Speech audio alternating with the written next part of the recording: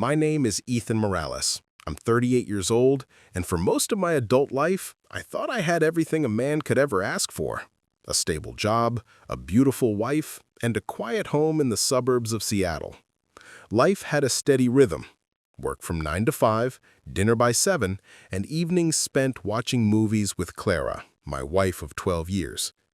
Clara was different from anyone I had ever met. She had a warmth that filled any room she walked into. People gravitated toward her, at work events, parties, even at the grocery store. She had this natural charm, a soft laugh that made you forget your worries for a moment. I loved her, completely. But love, as I learned too late, can sometimes blind you more than it binds you. It started subtly. A few months after Clara was promoted at the architectural firm where she worked, she began coming home later than usual. At first, it was easy to believe the excuses. "We're closing a big project, Ethan. I have to stay for the presentation draft. Don't wait up for me. I'll just grab something to eat with the team." She always said it with such confidence, such calm sincerity, that I never questioned it. Until one night. It was a Thursday. I remember because it was the night I was supposed to pick her up after her office party, a celebration for the firm's latest partnership. But an hour before I was supposed to leave, she texted me. "Don't worry, baby. One of my colleagues offered to drive me home. You should rest." I don't know why that text hit me wrong. Maybe it was the emoji at the end, a winking face she hadn't used with me in months. Or maybe it was because, deep down, something in me already knew. Still, I stayed home, waiting. Midnight passed, then 1 a.m. I dozed off on the couch. When I woke up, it was 3:30 in the morning. The front door creaked open. Clara tiptoed inside, heels in hand, hair slightly messy, perfume heavier than usual. "Hey," I whispered from the couch. She froze, startled, then smiled weakly. "Oh my God, Ethan, you scared me. I thought you'd be asleep." "Yeah," I said, forcing a chuckle. "I was, but I woke up when I didn't hear from you." She yawned dramatically, like a tired actress. "Sorry, honey. The party ran longer than expected. You know how clients are." She leaned down to kiss me, and that's when I noticed the faint scent of cologne on her dress. Not hers, not mine. I told myself I was imagining things. I wanted to believe I was imagining things, because if I wasn't, then everything I thought was real, everything I built, would crumble. A few weeks passed.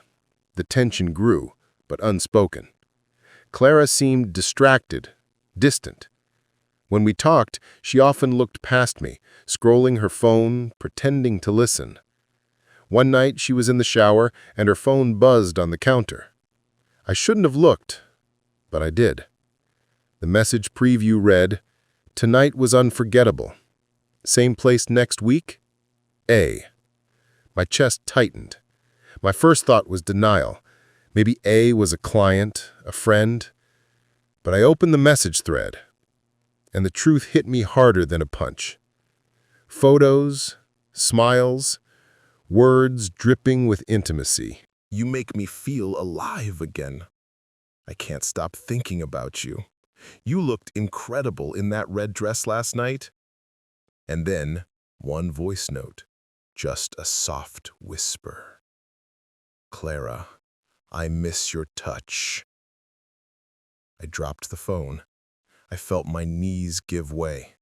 The air around me turned heavy. That night, I didn't confront her. I couldn't.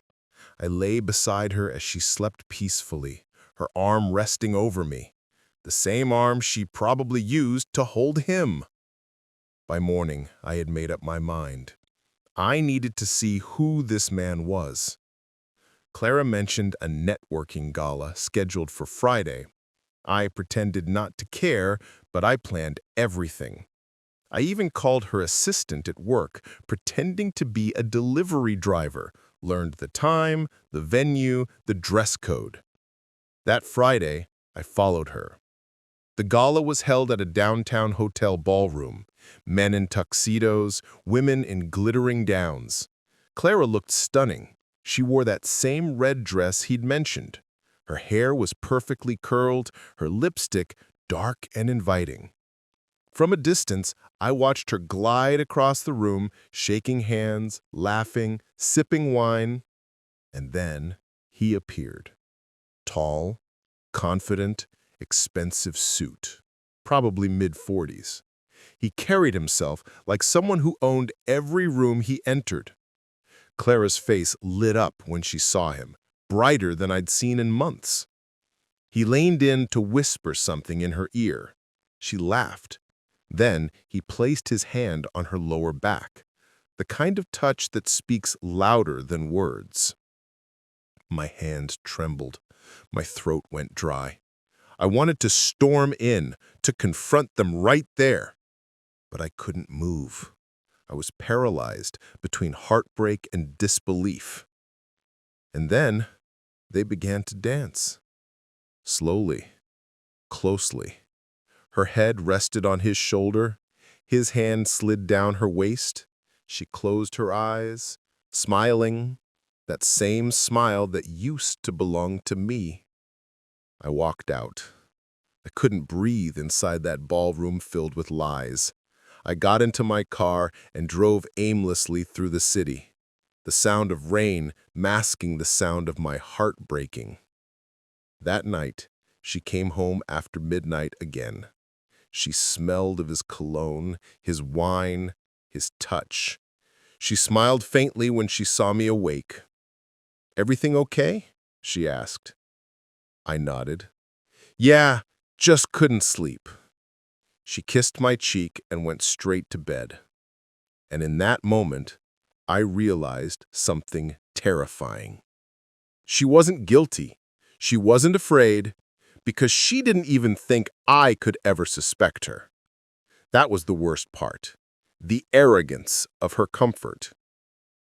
I began gathering proof, call logs, messages, photos, anything that would make it undeniable. But what I found next went far beyond betrayal. The man's name was Alexander Grant, a multimillionaire investor who owned shares in the very firm where Clara worked. Married once, divorced twice, no children. A man used to getting whatever he wanted. And what he wanted now was my wife. After that night, something inside me changed. The man I was, the calm, trusting husband, vanished. What remained was someone colder, quieter, calculating. I still smiled at her during breakfast, still kissed her goodbye when she left for work. But every "I love you" she gave me now sounded like a dagger wrapped in silk. I wanted to understand why she would risk everything we had. Why she'd choose him. Was it the money? The excitement? The thrill of being wanted by someone powerful? Maybe all of it. But more than answers, I wanted her to see what she had done, to feel what I felt. The plan came to me slowly, piece by piece, like a puzzle I didn't want to finish, but couldn't stop assembling. Clara believed I was still the same predictable man, dependable, harmless, oblivious. She didn't know that I had already met Alexander Grant face to face. Yes, I found him. I waited until a business mixer his company hosted, one of those events where everyone pretends to be friendly while hunting for their next opportunity. I introduced myself as a small contractor, seeking partnerships in urban development, a field he funded heavily. He shook my hand firmly, his expression charming but hollow. "Ethan Morales," he repeated, smiling. "You look familiar. Have we met before?" "Not yet, but I've heard a lot about you." His smirk widened. "Good things, I hope." "Oh, the best," I said. And I meant it. He was exactly what I expected. Arrogant, magnetic, dangerous. He had no idea that the woman he whispered to in luxury suites was my wife. For weeks, I played the long game. I told Clara I was working extra hours, new projects, client dinners. She didn't question it. She welcomed the distance, which gave her more room to hide. Meanwhile, I collected everything. Messages, transfers, hotel reservations, even photos from the gala taken by event photographers, each one a dagger of proof. But I didn't want to ruin her publicly. That would be too easy, too quick. No, I wanted her to face herself, to feel what I felt. One Saturday evening, I invited her out, something we hadn't done in months. Dinner at a fancy restaurant downtown. She looked surprised but pleased. "You're full of surprises lately," she said, while fixing her hair in the mirror. "Just wanted us to reconnect," I said, forcing a smile. "Like old times." She smiled faintly, touched my cheek, and said, "That's sweet, Ethan." But when she turned around, I caught it, the faintest flicker of guilt in her eyes, or maybe fear. The restaurant was elegant, the kind where everything was bathed in warm light and expensive silence. Halfway through dinner, I excused myself to take a call. In truth, I went outside and made a call to Alexander. He had no reason to suspect anything. I told him earlier that I wanted to discuss a potential project, and he agreed to meet. Coincidentally, the location I gave him was the same restaurant. When I returned to the table, Clara was sipping her wine, checking her phone. She looked up as I sat. "Everything okay?" she asked. "Perfect," I said. "Actually, I think you're going to like what happens next." Her brow furrowed slightly. "What do you mean?" And then, like clockwork, Alexander Grant walked through the door. Her glass nearly slipped from her hand, her face drained of color. He scanned the room, eyes narrowing when he saw me, and then widening when he saw her. For a brief second, I saw a flicker of panic in both their faces. I stood up, waving him over. "Alexander, over here!" He hesitated, then forced a polite smile as he approached. "Ethan, I didn't expect." I cut him off. "Please, join us, my wife, Clara Morales. I think you two might have something in common." The silence that followed was brutal. Clara's lips trembled. Her eyes darted between us, searching for an escape. Alexander's usual confidence vanished. He looked like a man caught in a trap. I leaned back, calm as ever. "Funny world, isn't it? You think you know the people closest to you, and yet—" Neither spoke. The air was thick enough to choke on. Finally, Clara whispered, "Ethan, please, not here." "Oh, here is perfect," I said quietly. "This is where the lies end." She stood up abruptly, her chair scraping the floor. "I'm sorry," she murmured, eyes wet. "I didn't mean to hurt me." "You didn't mean to hurt me, but you did. You just thought I'd never find out." Alexander tried to speak, but I held up my hand. "You can save your breath, Mr. Grant. I already know everything. Every text, every night at the Westmont Hotel, every transfer you made to her account." His jaw tightened. "Look, this is between you and your wife." "No," I said, stepping closer. "It's between all of us. You see, I came here tonight not just to expose you, but to thank you." They both looked confused. I smiled bitterly. "Funny world, isn't it? You think you know the people closest to you, and yet—" I dropped a small envelope on the table. Inside were the printed photos, messages, and hotel receipts. "Copies," I said. "The originals are already in the hands of your firm's board of directors. They'll be getting them on Monday. Enjoy the fallout." Alexander's eyes widened in fury. "You'll regret this." "Maybe, but at least I'll regret it alone. You'll lose your position, your reputation, and she'll lose you.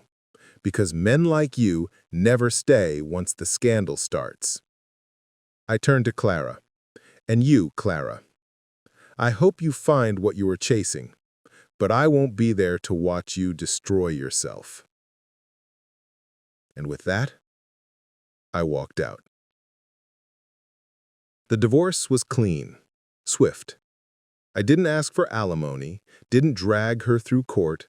I just wanted out.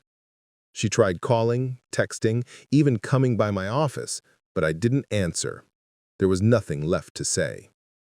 A few months later, I heard Alexander's company dropped her after the scandal leaked. He distanced himself, of course, denied everything. The investors cut ties with both of them. She lost her job, her savings, and her status. I should have felt satisfied.